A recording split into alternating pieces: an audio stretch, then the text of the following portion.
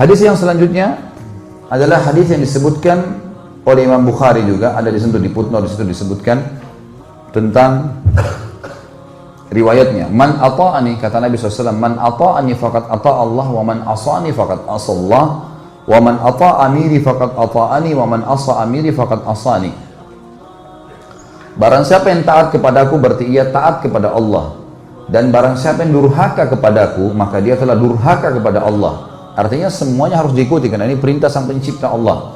Dan barang siapa yang taat kepada pemimpin pilihanku, misal Nabi SAW lagi safar keluar kota, kemudian beliau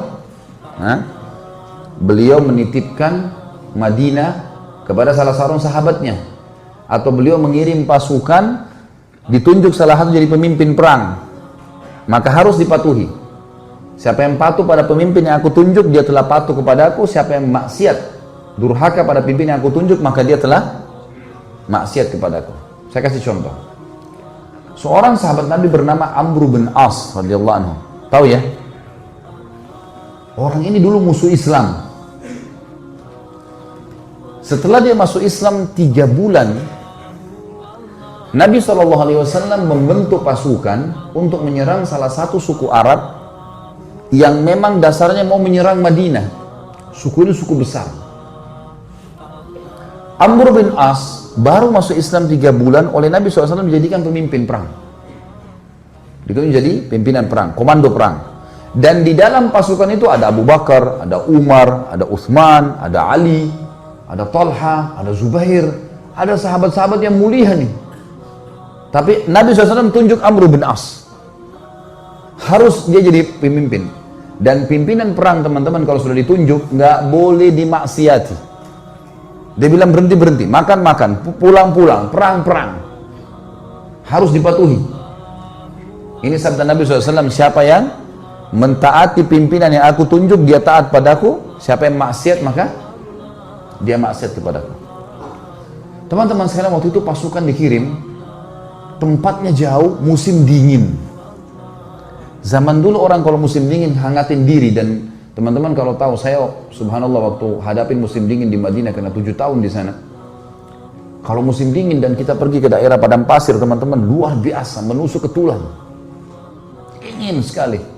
Sampai di kampus saja, di kampus sudah masuk kota Madinah, banyak bangunan ya.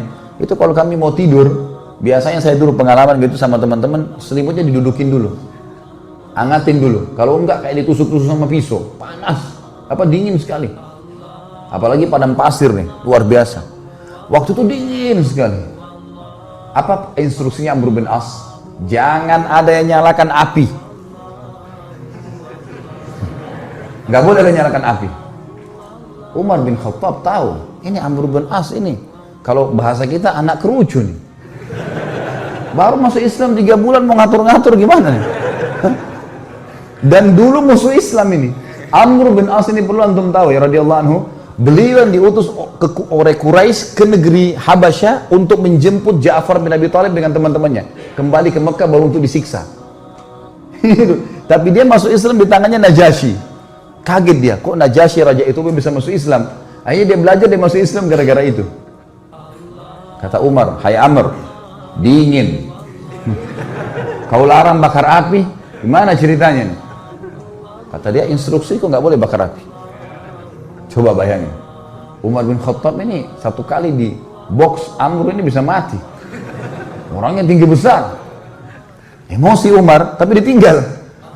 Ke Abu Bakar, ya Abu Bakar, Amr ini nggak, apa ini anak baru kemarin masuk Islam, sudah gini instruksinya gitu. Abu Bakar bijak. Hai Umar, Rasulullah SAW tidak menunjuk dia, sementara ada kau dan ada yang lain-lain kecuali memang dia yang paling pantas. Ikuti dia, berarti mengikuti Rasulullah SAW. Diam, sabar. Umar sabar. Besok pagi, menjelang subuh, pimpinan perang teman-teman, itu dia yang harus jadi imam. Gak boleh orang lain. Ada Abu Bakar, ada Umar, ada Uthman, ada Ali, ini penghafal Quran semua ini. Ulama besar, gak boleh, harus Amr jadi imam. Memang sudah begitu. Hukum syar'inya begitu. Subhanallah, Amr bin As mimpi junub. Bahaya. Ini kisahnya begitu. Amr bin As mimpi junub. Waktu dia keluar, minta dia bawakan air oleh beberapa pasukannya, gitu kan. Umar tanya, kenapa Amr? Dia bilang, saya junub. Gitu kan. Kemudian waktu dia pegang air, dingin. Kata Amr, saya mau tayammum. Saya mau tayammum. Kata Umar, ada air, nggak bisa tayammum. Kata dia, saya mau tayammum. Ini masalah lain lagi. Tadi malam sudah buat orang kedinginan, sekarang ada air, tak mau tayammum. Ini orang baru masuk Islam, mu'allaf ini. Umar sudah jengkel nih. Abu Bakar lagi. Gimana nih Abu Bakar? Ingat. Ini utusan Rasulullah SAW. Jangan kau bantah. Baiklah. Jadi Amr bin As jadi imam mandi tayammum. Padahal ada air. Ini luar biasa. Ya. Sudah selesai sholat, kata Amr, saya takbir, serang. Takbir, serang. Memang ternyata pasukan ini, kelompok ini, ya, suku ini jumlahnya kalau mereka nyerang Madinah bisa mengalahin Madinah semuanya. Nanti kan kita tahu alasan-alasan Amr bin As dan bagaimana Nabi SAW membenarkan dia. Diseranglah, ternyata hanya dengan kalau tidak salah 300 orang pasukan berhasil mengalahkan suku itu. Dan Amr bin As mengatakan, ingat, setiap orang kalian harus berjalan sama temannya, nggak boleh pisah, bersebelahan terus, dia harus dampingi. Sekarang pilih teman masing-masing. Jadi 300 orang tuh pilih teman, selalu berdekatan, serang musuh berdua, nggak boleh pisahin. Jangan tinggalkan temannya kalau dia masih belum selesai duel atau berperang. Itu instruksinya, karena ini malam, gelap. Baik, pergilah ke sana, perang, dan berhasil menang. Kocar kacir nih suku nih, kocar kacir sukunya, lari semuanya. Para sahabat mengetahui mereka kocar kacir, dengan semangat serang, takbir, kejar. Kata Amr, tunggu. Jangan ada yang nyerang sana. Tunggu di sini. Umar balik lagi. Hai Amr, musuh udah kalah. Tinggal kita kejar, tebas nih. Tidak bisa, instruksi tunggu sini. Tidak boleh kejar musuh. Kumpulin ghanimah yang ada sekarang, pulang Madinah. Tentu sahabat-sahabat yang lain yang didukung siapa kira-kira? Amr atau Umar? Umar. Karena mereka tahu siapa Umar gitu kan. Mereka juga tahu siapa Amr. Pikiran mereka ini Amr ini 3 bulan yang lalu perangin Islam. Ini musuh besarnya Islam ini dulu. Baiklah, pulang pasukan ke Madinah. Baru turun dari kuda, Umar langsung, ya Rasulullah, ini Amr buat begini. Tidak boleh nyalain api, kita lagi kedinginan. Malam-malam dia mandi junub, tidak pakai air, tayammum. Kemudian musuh kalah, kita dilarang pergi tangkap musuh. Padahal itu kan ghanimah. Musuh yang lari itu kalau ditangkap kan jadi hamba sahaya, bisa diperjualbelikan.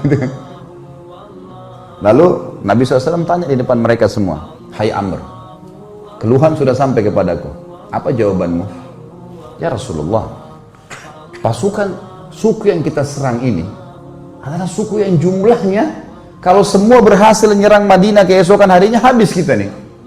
Pasukan perang jumlahnya banyak, kalau kita nyalain api, mereka tahu kita ada, habis 300 orang lawan sekian ribu, gimana caranya? Kata Nabi SAW, benar. Lihat, Nabi SAW tidak salah memilih pemimpin nih. Nabi bukan orang bodoh. Wahyu dari langit nih. Yang kedua, kenapa kau mandi junub dengan tayammum? Ya Rasulullah, airnya seperti es. Kalau saya mandi, saya bisa sakit, mati. Saya pemimpin.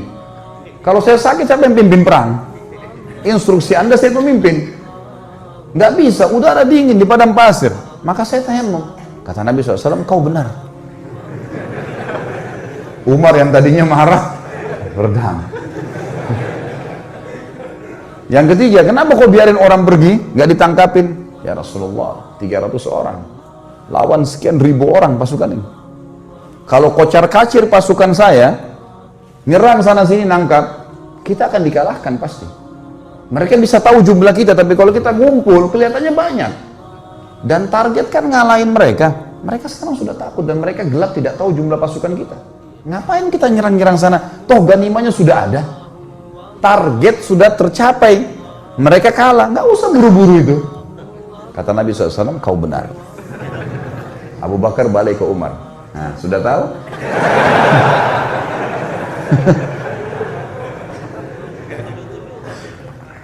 Jadi teman-teman sekalian, jangan sampai terlintas di benak antum kalau Nabi SAW ada yang beliau tidak tahu.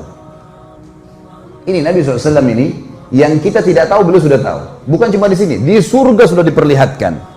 Bodohnya sebagian orang menganggap baginda Nabi SAW masih ada yang belum ditahu. Makanya mereka buat-buat ibadah yang tidak diperintahin. Tangkap nggak poin ini? Ini penting sekali. Kalau antum masih melakukan perbuatan bidah yang antum anggap boleh, berarti antum menganggap Nabi SAW masih ada yang belum diketahui oleh beliau. Padahal tuntunannya sudah jelas. Innal halala bayyin wa innal harama bayyin. Ingat kata Nabi SAW, yang halal sudah jelas, yang haram sudah jelas. Wa bainahuma umurum mushtabihat. Di antaranya ada hal-hal yang samar. Siapa yang menyelamatkan dirinya dari hal yang samar-samar, faqad istabra li dini wa dunyah. Dia telah menyelamatkan kesucian agamanya dan dunianya. Wa man waqa'a fi syubhat faqad waqa'a fil haram. Siapa yang sengaja jurumuskan dirinya pada yang syubhat, haram atau enggak ya? Enggak apa-apa deh.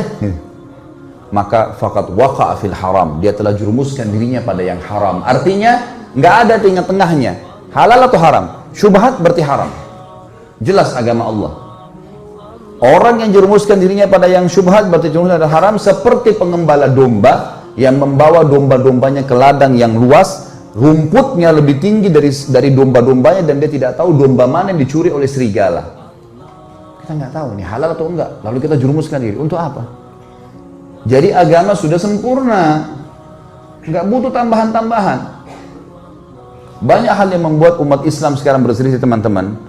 Tapi poin intinya kata ulama adalah mereka semua mengaku kembali kepada Al-Quran dan Sunnah. Semua orang liberal pun yang mengatakan Quran harus direvisi, boleh nikah lintas agama, semua orang agama masuk surga. Banyak syubhat yang mereka lemparkan. Mereka juga mengaku kami juga kembali kepada Al-Quran dan Sunnah. Tapi Al-Quran yang tidak sesuai dengan akal kami, tidak relevan, kami ganti. Tolak, harus direvisi. Hadis Nabi yang tidak masuk di akal, seperti lalat yang dicelupkan di air susu kemudian bisa jatuh racunnya, bisa ngobatin, gak masuk di akal ini. Mereka tolak gitu kan. Semua mengaku berlandaskan Al-Quran dan Sunnah. Tetapi yang membuat mereka menyimpang adalah mereka tidak mengikuti pemahaman salaful ummah. Siapa itu? Sahabat. Mereka anggap ngikutin sahabat itu kuno. Di zaman Nabi SAW itu ya zaman Nabi, zaman sekarang beda, harus diubah. Dan itu yang dikembangkan oleh Kemal Atatürk di Turki. Sampai mengatakan ada istilah Islam Arab, Islam Turki, Islam Persia. Sekarang Indonesia kan baru kena penyakit itu, Islam Nusantara. Zaman dulu sudah ada nih. Sampai Kemal Atatürk ganti azan dalam bahasa Turki. Lama-lama azan dalam bahasa daerah kita nih. Diubah semuanya, agama Allah nih. Ini bahaya sekali teman-teman sekalian. Makanya memahami Al-Quran dan Sunnah harus sesuai dengan pemahaman salaful ummah atau sahabat. Pegang baik-baik hadis ini teman-teman. Kalau ini antum jadikan pondasi hidup, pegangan hidup, antum akan selalu aman. Ini jaminan, tiket dari Nabi SAW untuk siapapun yang bersyahadat sampai hari kiamat. Kata beliau, Yahudi terpecah menjadi 71 golongan, Nasrani 72 dan umatku 73. Yang 73 yang dibahas. Semuanya lewat neraka dulu. Nanti masuk surga. Tapi lewat neraka dulu, dibersihin dulu dosa-dosanya, kecuali satu. Semua kita bertanya siapa satu, sahabat juga bertanya ya Rasulullah siapa yang satu, masuk surga langsung tanpa hisab deh. Kata Nabi SAW, makana ana alaihi wa ashabi, yang mengikuti aku dan mengikuti sahabat-sahabatku.